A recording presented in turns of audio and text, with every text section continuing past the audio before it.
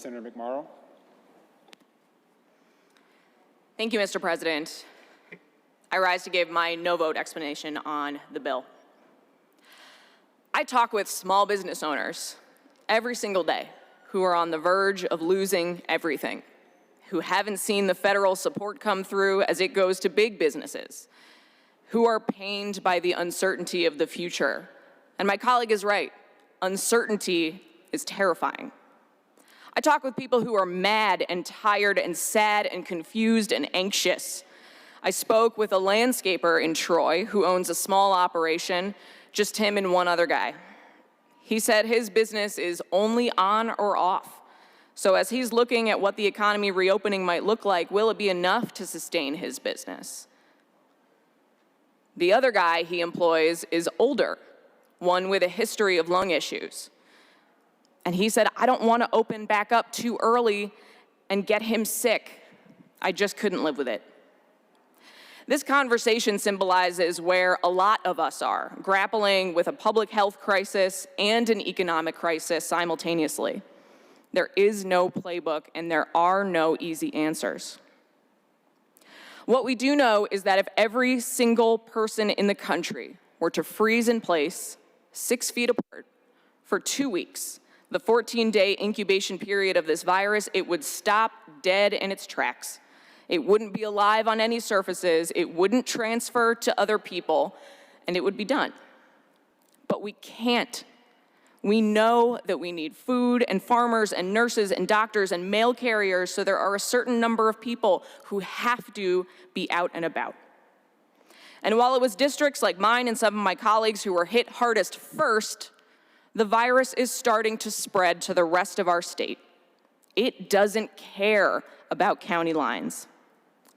A constituent shared that he'd just lost a family member to COVID-19, that his loved one died alone, choking on her own mucus, that she never got to say goodbye to her kids and was thrown in a body bag with bleach because embalming is just too dangerous right now, and that she was buried in that bag alone with no funeral by strangers in hazmat suits. I know how hard it is for people to see how deadly and devastating this virus is unless it's impacted you personally. My husband, Ray, I love him to death. He's incredible. He has been volunteering almost every single day at the drive-through testing site at the state fairgrounds, where he sees hundreds and hundreds of people, including friends of ours, from Detroit, Macomb, Wayne, and Oakland, who are sick, and who are some very sick, and who are scared and looking for help. I also know how uncertain it is as a business owner or someone who's lost their job and has bills to pay, or doesn't know when their kids are going to go back to school, who sees the future with growing fear and anxiety and anger because we're going to be in this for the long haul. Uncertainty is terrifying. Everyone, regardless of who you are in this state, has lost something: a loved one, a job, a routine, human connection, even just a favorite hobby.